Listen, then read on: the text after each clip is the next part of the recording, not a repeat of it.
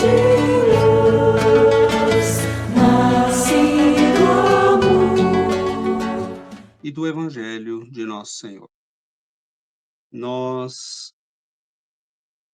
muitas vezes ouvimos, já fomos questionados em estudos, irmãos que nos dizem: "Bem, César, o importante é sermos bons, não é mesmo?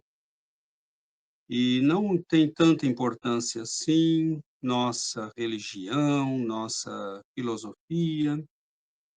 E claro que nós podemos, em princípio, concordar com este tipo de afirmativa. No entanto, nós pensamos que cabe aqui uma certa reflexão.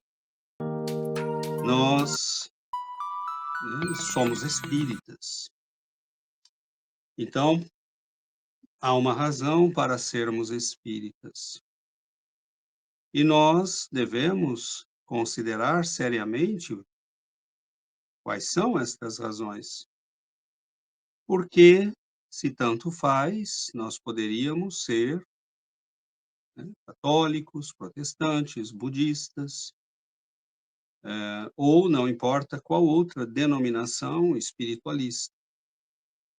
Nós, no entanto, somos espíritas.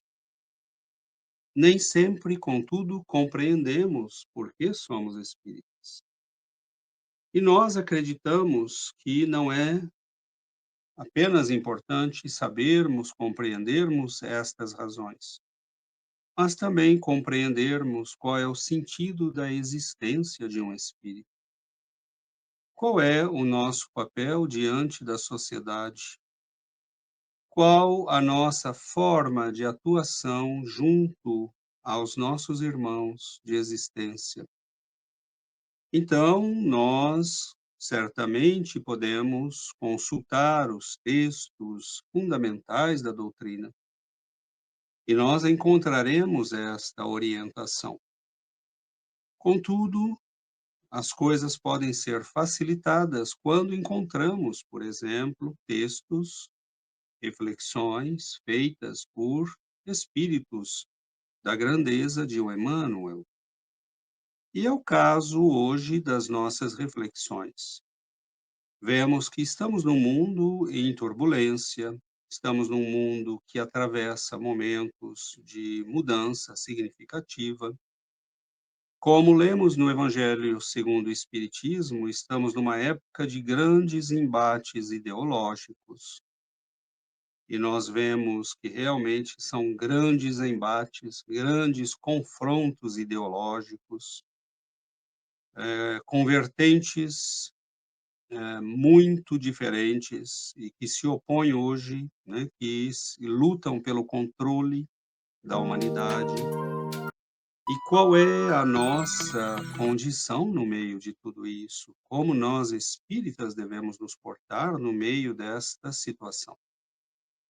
Então, nós recorremos ao benfeitor Emmanuel.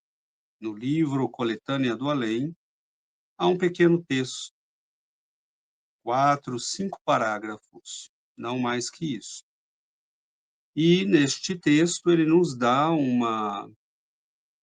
em poucas palavras, uma análise extremamente importante que pode nos guiar com muita facilidade.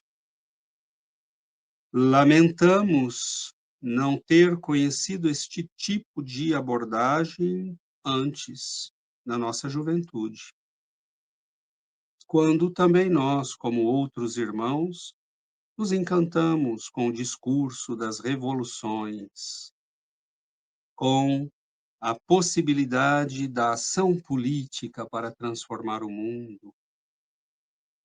Muitas vezes naquela situação da pessoa que diz: "Bem, nós fazemos caridade no centro espírita", inclusive o Chico foi questionado sobre isso. E, veja, né, nós fazemos caridade no centro espírita, damos a sopa, o enxoval para as mães grávidas, as mulheres grávidas, damos, remédios, etcétera, etcétera. mas nós deveríamos lutar para mudar a estrutura do mundo, para não termos mais pobres. E nós muitas vezes nos deixamos seduzir por este discurso, um discurso que não nos cabe aqui analisar sua origem, nós poderíamos fazer essa análise, e que inclusive tinha a sua razão de ser quando surgiu, porque os cristãos estavam em silêncio diante de atrocidades. E, nós veremos esse discurso que hoje toma conta da humanidade, convidando o tempo todo para a revolução. Nós somos um mundo em permanente revolução, desde a Revolução Francesa, que sacudiu as bases do poder, real, imperial na Europa, de 1789, nós estamos num mundo em permanente revolução.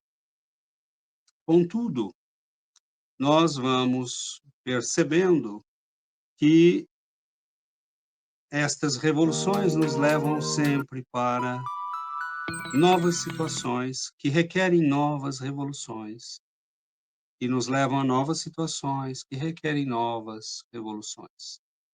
E, na verdade, em face, né, do conhecimento que nós possuímos hoje, nós já temos o suficiente para dizer que nada disso está funcionando.